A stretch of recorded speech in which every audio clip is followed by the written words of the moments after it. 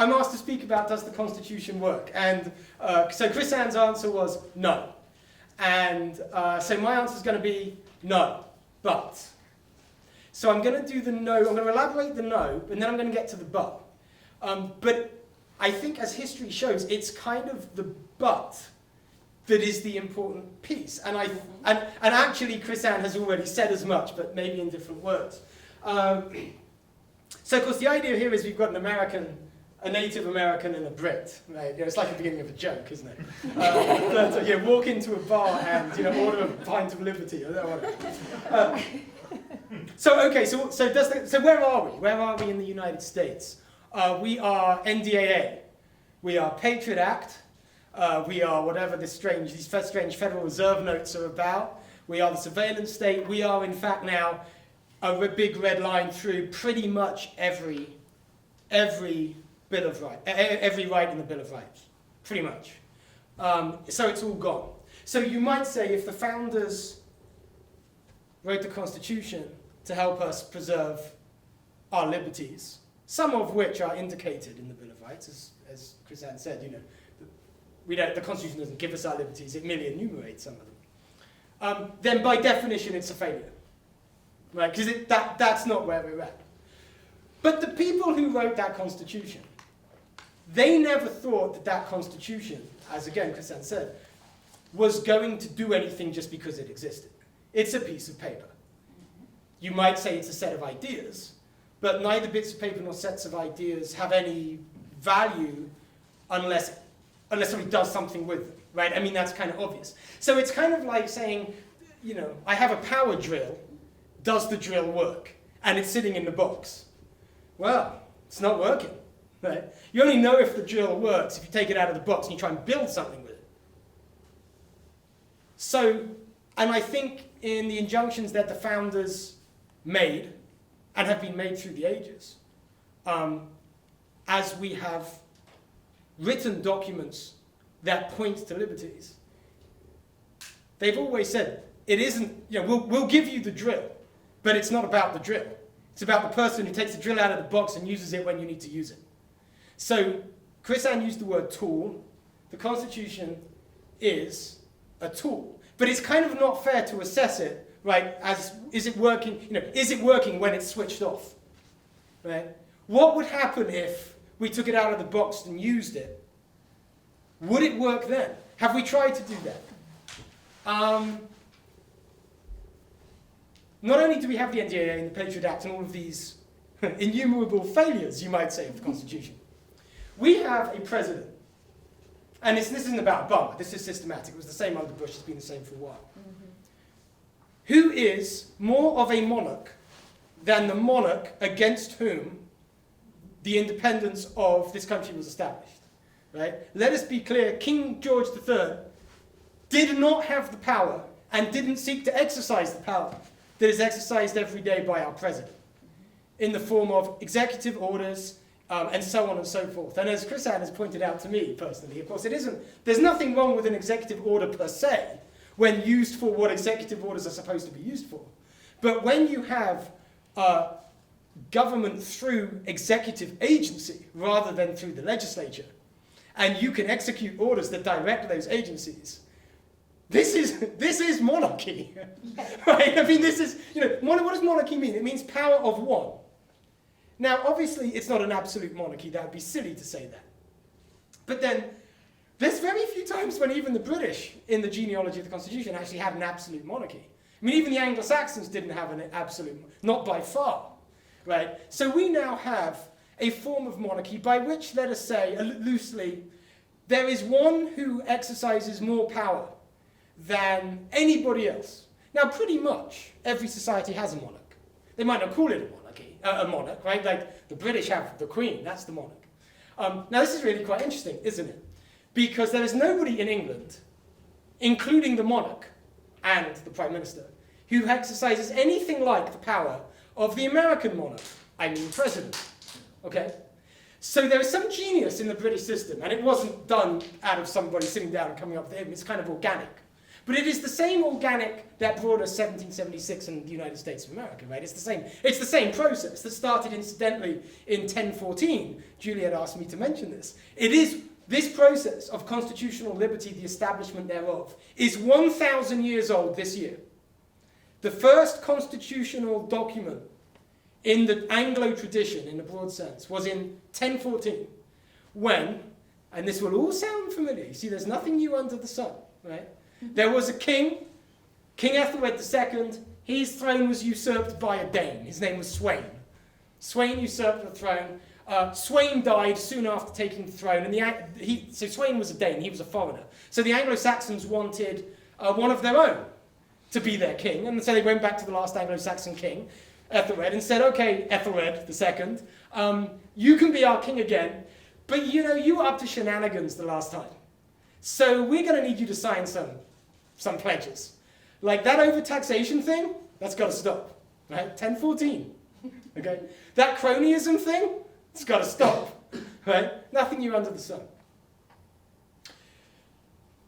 In fact, in Britain, the last king who signed an executive order was James II. That was about a century before the establishment of this country. The one executive order.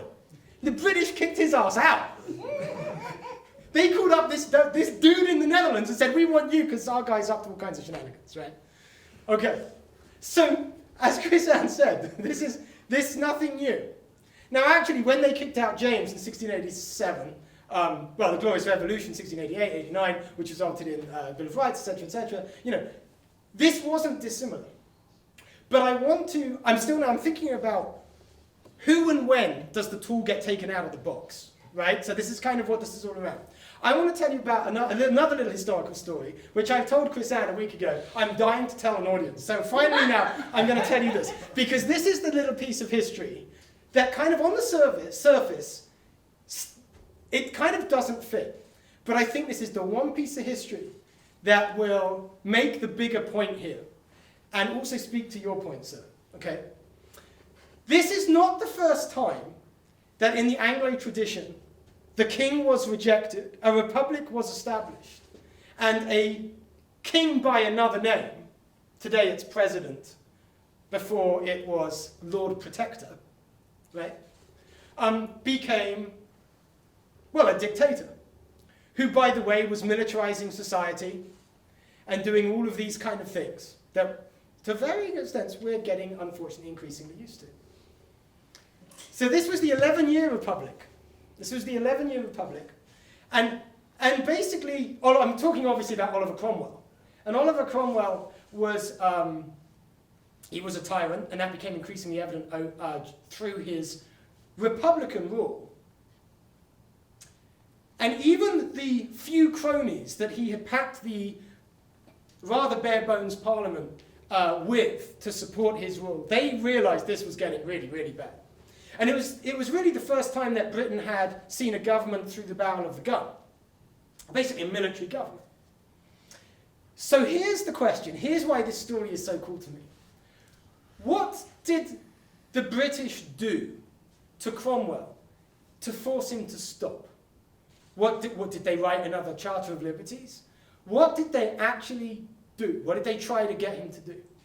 And it's the very last answer you could possibly come up with. They thought, we've got this runaway dictator. We can't keep him in a box. We've had the Petition of Right. We've had the Magna Carta. We've had the Charter of Liberties. I mean, that was still a nutrition, but this guy, he's not taking any notice. Familiar, right? What should we do? We're going to ask him to be king. And they did it deliberately to reduce his power. Now, why would you give a dictator the monarchy? To reduce his power. And by the way, that's not some kind of historical revisionism. It is very clear that that's what they thought they were doing. Right? We're going to make him king, because if he accepts that, then we can put him in a box. Now, why does that put him in a box? Right? Especially when you consider the monarchical tyranny that had led to him being the guy running the country in the first place. I mean, what were they possibly thinking? Well, this kind of speaks to the genius of the British system. The accidental genius, perhaps, of the British system. They know so much, so surely, that the bits of paper doesn't matter, that the only thing that matters is what the people will put up with. And there was a tradition, not a tradition, actually a set of customs. And that word was used in 1100 in the Charter of Liberties, in Magna Carta in 1215, and in the Petition of Right. I think that word is used, the customs, right? Grand Remonstrance as well. And okay, the Grand Remonstrance. So all of these, statements of liberty, the genealogy of our Constitution, have this idea of customs. You're talking about customs. This is what unites us actually in our liberties. And then somebody said it's the common law. Yes, it's the common law. Now, if you're worried that it's lost because the Minnesota writes law that abolishes the common law, for example, obviously we're being governed as if it doesn't exist. Right? So it's all over, right? I mean, it's all over, because if we don't have that, we don't... It's always been like that. That is the journey, right? That is why there's even anything to talk about, right? Jefferson said, it is in the natural progress of things for liberty to yield and government to grow. Well, what does liberty, yield, and government grow looking like? Well, it's like throwing out the common law, right, etc., etc. So the genius of that move, it was called the humble petition and advice. So, Cromwell, please accept humbly we advise you and petition you to accept the crown. Because they know that the people of England, they already knew what the people of England thought about kings. The people of England were already like, yeah, we know what to do with them. We know they're dangerous. Nobody knew what a Lord Protector was. So maybe we kind of suffer a little bit from the complacency of the Constitution of the United States, right? It's like we have this sublime Constitution, and it is sublime. I mean, it is, to me, the best distillation of this tradition that started 1,000 years ago. And it clearly was that. You can actually go through the genealogy, and please do, if you haven't listened. I know many of you are Chris Ann fans, like I am, but if you haven't listened to her, listen to her, because she goes through this. In these kind of step changes toward the Constitution, towards the expression of liberties that are our Constitution, that is our Constitution. You have these, you can see specific pieces. I mean, you can actually see, sometimes in some places verbatim, the lines that appeared in the Declaration of Independence or in the Bill of Rights. So, when did those step changes happen? I mean, we're not in a new situation, right? We have a document that encapsulates our liberties, and because it's not being followed, we're in this room and we're getting upset. Well, that is what it's always been. Since 1014, there's always been the document, right? When does the tool get pulled out of the box? Because as Jefferson said, liberty yielding, government growing, what that means is as soon as the document's written, the state against whom it is aimed will ignore it. The founders knew that in writing the Constitution, they weren't changing the nature of people. They weren't changing the nature of power. They were saying, okay, this is the best power drill yet. We've looked at power drills, right? Liberty drills. So here's one in the box. Well, when does it get taken out? I mean, we might say, well, okay, Robin, so it's still in the box. If we haven't taken it out yet, do we even know if it works? Well, maybe that is the answer to the question. Maybe it hasn't been taken out of the box yet. Because each of those documents, those steps in the genealogy of the Constitution that brought us to 1776, were reasserted multiple times. And often in the next one, the last one was specified again, right? The writing of one of these, the establishment of liberties, the writing of liberties, was never enough. It always had to be pressed and pressed and pressed again. The Magna Carta was pressed hundreds of times in the 2 centuries following, right? Because that's the only way it can work, and the founders said that. We, the people. So what's going to make us do that? It's the wisdom of those parliamentarians that asked Cromwell to be king. They wanted Cromwell to be king because only the people could put him in the box.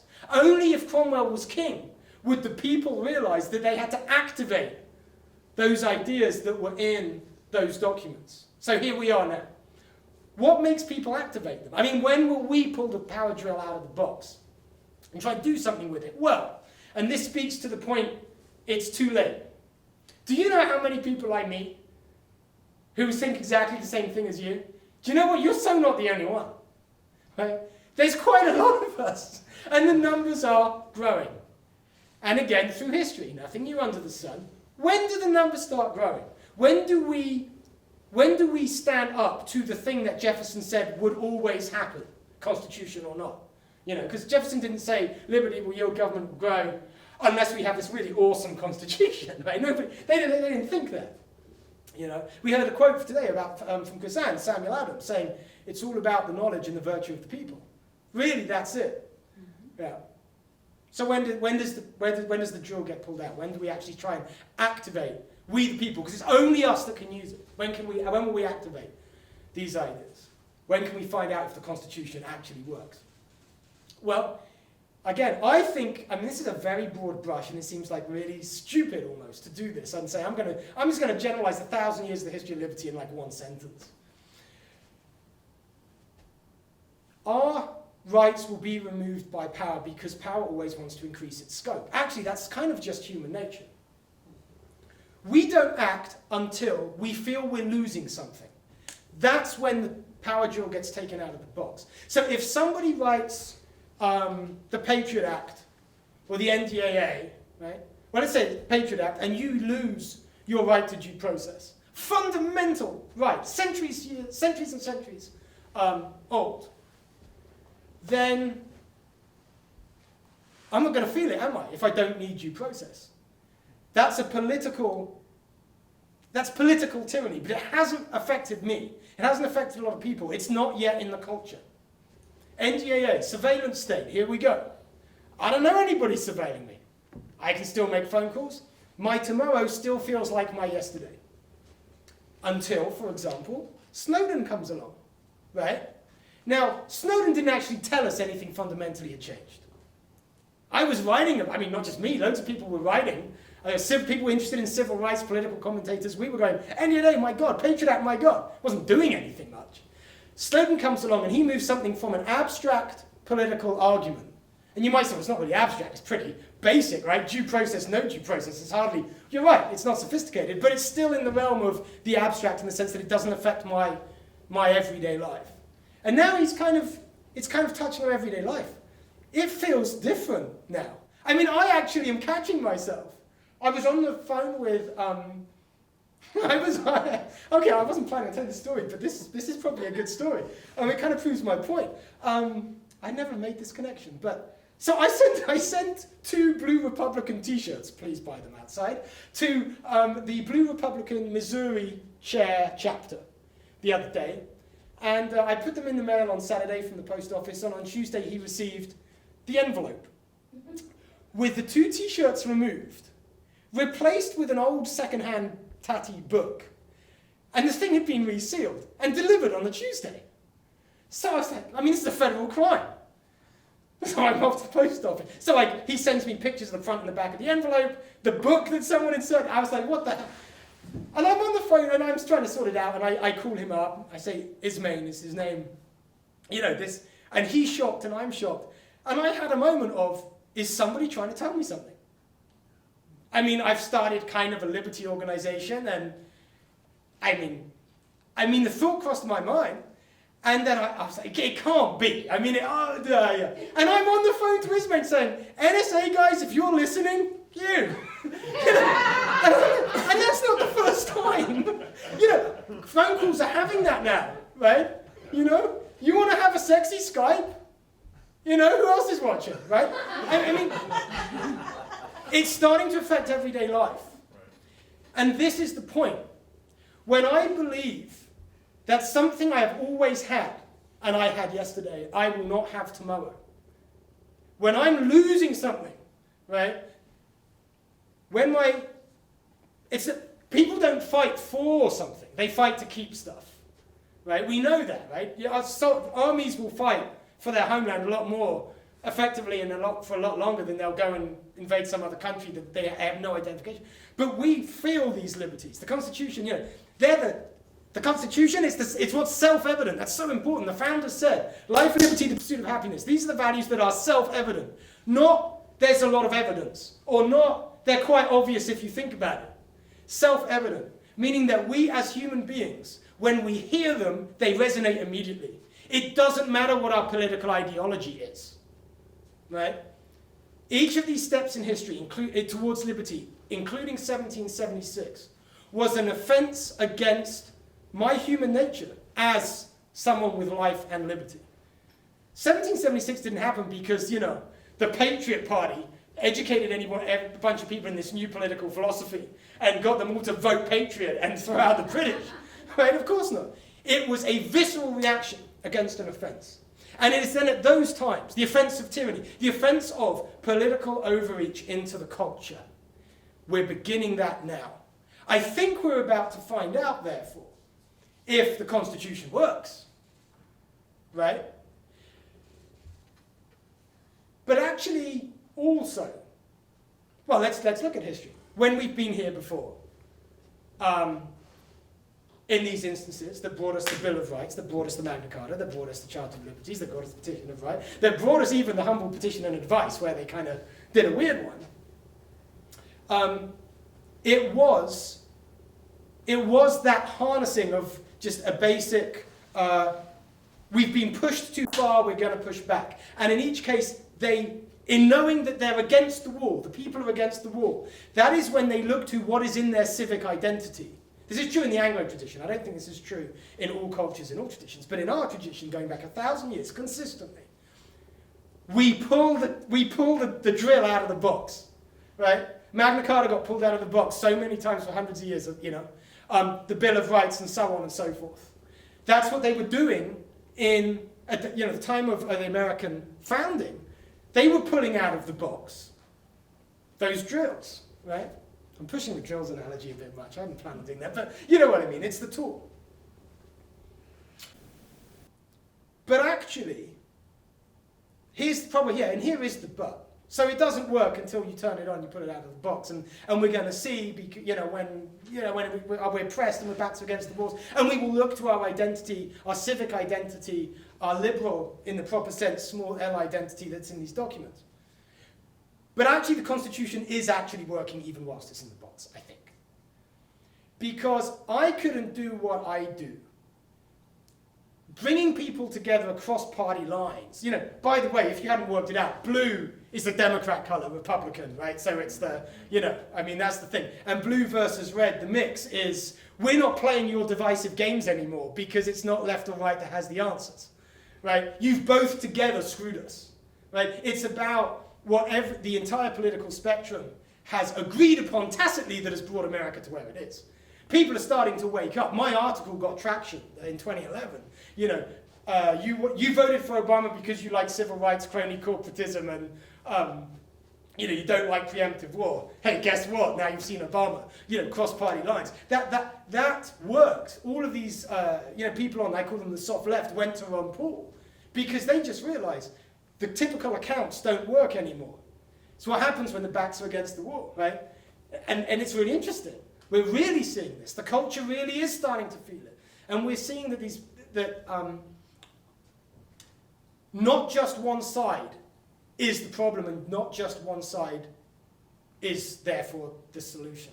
So I said, but the drill works even whilst it's sitting in the box. Why? Because people who see this, who feel like this, they kind of know what the drill is. They know what the Constitution says, right? It is in the culture here.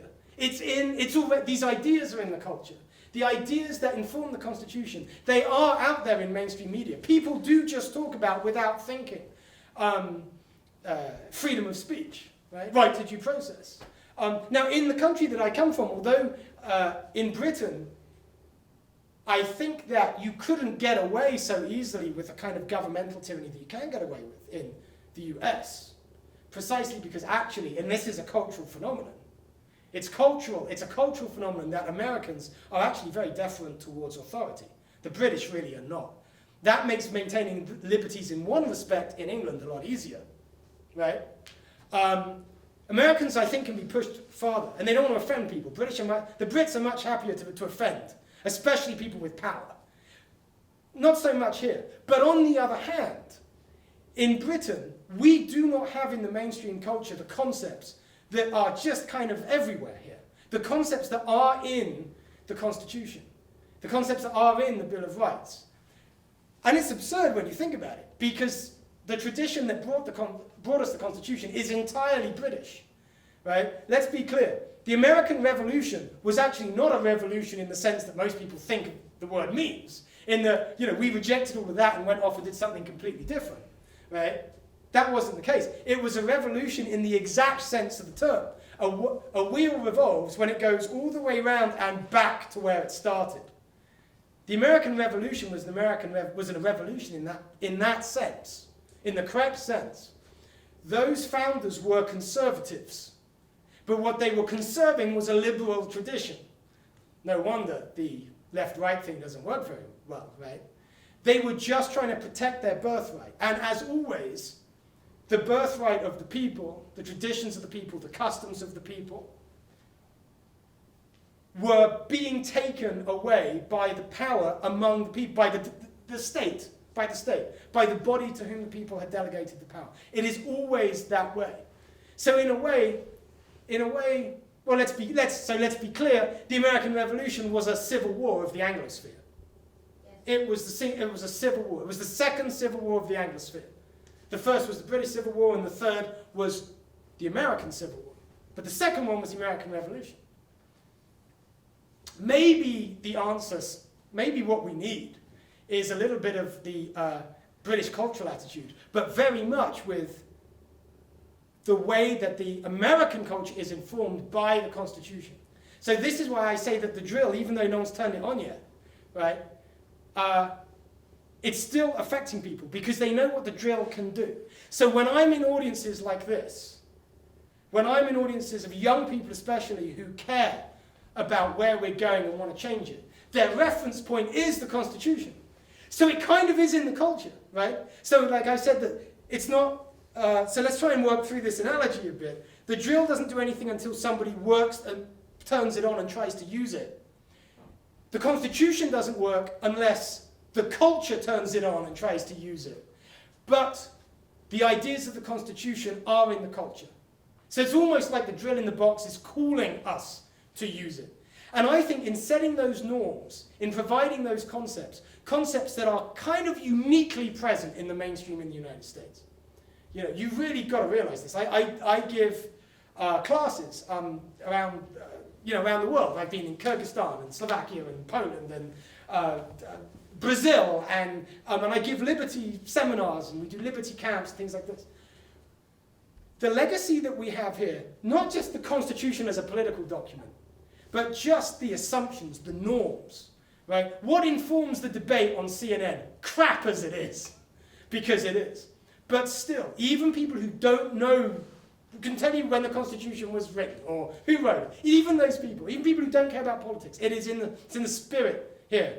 And I'm drawing on it, and that's why I couldn't do what I do anywhere else. So if I want to, and I really feel this, and this is going to sound a bit kitschy and cliche, but this for me is why, and I'm an outsider, I'm not a citizen yet. It's going to be a few more months before I become a citizen. But this is also why I will become a citizen. That shining city on the hill thing, there's some truth in it.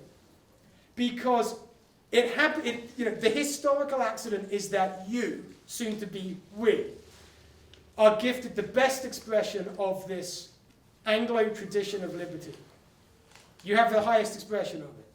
If we mess it up, the world messes it up. Because no one else has got it, right? It's yours, right? You're damn lucky, right? So we can't screw it up. So if I want to be part of that, if I care about liberty, I almost have to be here. And I feel that, I feel that in quite a visceral way.